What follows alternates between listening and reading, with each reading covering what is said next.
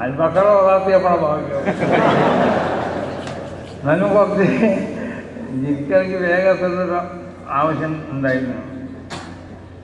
ഏതായാലും ഞാൻ അതിൽ കുടുങ്ങിയെന്ന് പറയാം. മനസ്സിലായില്ലേ? ഇങ്ങനെ വരെ നമ്മൾ ഇരിക്കണം. പിന്നെ ദ്വായ കഴിഞ്ഞാൽ അവിടെ ഇടിച്ചു പോകാനും പറ്റൂല. കേട്ടോ, തങ്ങൾ ദ്വായ കഴിഞ്ഞാൽ ഇടിച്ചു പോയി. പിന്നെ അവിടെയുള്ളതൊക്കെ സഹിച്ച് അവിടെ ഇരിക്കരുത്. അപ്പോൾ അതൊക്കെ ശ്രദ്ധിച്ചുകൊണ്ടിട്ട് ഒരു എക്തിസാദ്, ഒരു മിതത്വം നമ്മളെ പ്രവൃത്തികളിലൊക്കെ ഉണ്ടാവണം. നമ്മളെ ദ്വായി അതുപോലെ തന്നെ നമുക്ക് വേറെയുള്ള സെമീനിൽ നോക്കി പഠിച്ചതെല്ലാം കൂടി ദ്വാരക്കല്ല വേണ്ടത്. ആവശ്യമുള്ളതൊക്കെ ദ്വാരക്കുക. അപ്പം അങ്ങനത്തെ സംഗതികളൊക്കെ ശ്രദ്ധിച്ച് നമ്മളൊക്കെ കുട്ടികളോടൊക്കെ എപ്പോഴും ഉപദേശിക്കണതാണ് ഈ സംഗതി. പക്ഷെ ഉപദേശിച്ചിട്ട് കാര്യമില്ലല്ലോ. ഇപ്പോഴത്തെ കാലത്ത് ഉപദേശത്തിലേക്ക് ഒരു കാര്യം ഉണ്ടാവില്ല. ഓരോരുത്തരും മനസ്സിലാക്കിയതായിരിക്കും ചെയ്യുക. അപ്പം എന്തോ ആവട്ടെ, എങ്ങനെയായിരുന്നാലും നമ്മൾ ഈ അഹ്ലുസുന്നത്തി വൽ ജമാഅത്തിൻ്റെ ആശയാദർശങ്ങൾ അത് ഏറ്റവും പ്രധാനപ്പെട്ട ഒന്നാണ്. ആ ആദർശം അത് വലുത് തന്നെയാണ്. അത് നിങ്ങൾ മനസ്സിലാക്കണം. നിങ്ങളുടെ മഹല്ലത്തുകളിലൊക്കെ ആ ആദർശം പ്രചരിപ്പിക്കുകയും അതിൻ്റെ സംരക്ഷണത്തിന് വേണ്ടി ഇവിടെ നിലനിൽക്കുന്ന സംഘടനയാണ് സമസ്ത കേരള ജമിയത്തുൽ ഉലമ. അതിനെ ഇല്ലാതെയാക്കാൻ വേണ്ടി ശ്രമിക്കുന്ന പ്രവർത്തനങ്ങൾക്കൊന്നും നിങ്ങൾ ആരും തന്നെ ഭാഗമാകരുത്. അതിനെ ശക്തിപ്പെടുത്താൻ, അതിനെ വേണ്ടതുപോലെ അതിൻ്റെ ആശയങ്ങളും ആദർശങ്ങളൊക്കെ ജനങ്ങൾക്ക് എത്തിച്ചു കൊടുക്കുന്നതിലും നിങ്ങളുടെയൊക്കെ സാന്നിധ്യം ഉണ്ടാവണമെന്നും നിങ്ങൾ പിന്നെ സമസ്തയുള്ള ജമിയത്തുൽ ഉലമയുടെ നേരിട്ടുള്ള ഒരു ഉപസംഘടന ആവണം നിങ്ങൾക്കൊക്കെ ആവശ്യമുണ്ടെന്ന് കണ്ടപ്പോൾ ഞങ്ങൾ മുഷാവറയിലത് അംഗീകരിച്ചു. ഇനിയിപ്പോൾ നിങ്ങൾ ആത്മീയങ്ങളല്ലേ, നിങ്ങളൊന്നും മറ്റൊരേതെങ്കിലും സംഘടനൻ്റെ പിന്നിൽ വെക്കണ്ട, സമസ്തൻ്റെ നേരെ.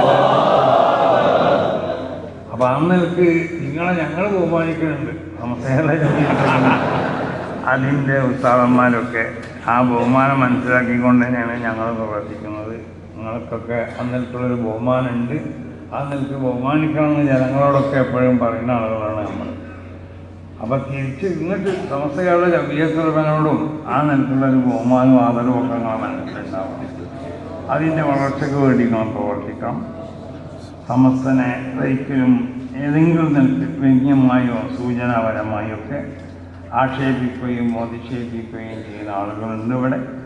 സമസ്തൻ്റെ തീരുമാനങ്ങളൊക്കെ അത് കാറ്റിൽ പറത്തുന്നവരുണ്ട്.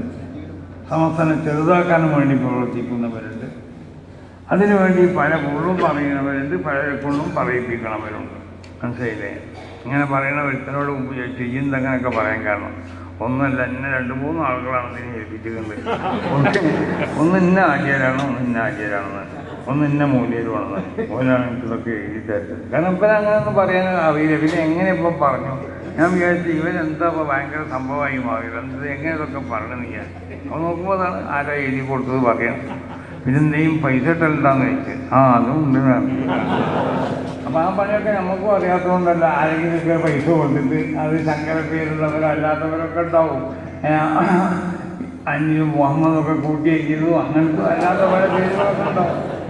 അപ്പം അവർക്കൊക്കെ പൈസ കൊടുത്തുകൊണ്ട് അവരെ കൊണ്ട് തോന്നിയസനം പതിപ്പിക്കുന്ന പണികളൊക്കെ നമുക്ക് അറിയാത്തതുകൊണ്ടല്ലല്ലോ. അതൊന്നും നമ്മളുടെ മാന്യതയിലോ നമ്മളുടെ പാരമ്പര്യമാവുന്ന സ്വഭാവത്തിനോടോ അല്ലെങ്കിൽ ഇസ്ലാമിൻ്റെ സ്വഭാവത്തിനോടൊന്നും യോജിച്ചതല്ലാത്തതുകൊണ്ട് നമ്മളങ്ങനത്തെ ഒരു പണിക്ക് നിൽക്കണമെങ്കിൽ പറയുന്നവരൊക്കെ പറയട്ടെ.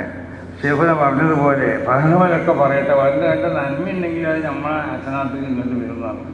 അങ്ങനെ ഉണ്ടെങ്കിൽ വെട്ടുണ്ടെങ്കിൽ എന്ന് പറഞ്ഞാൽ നന്നായി. കാരണം അധികം ഉണ്ടാവില്ല എന്നാണ്.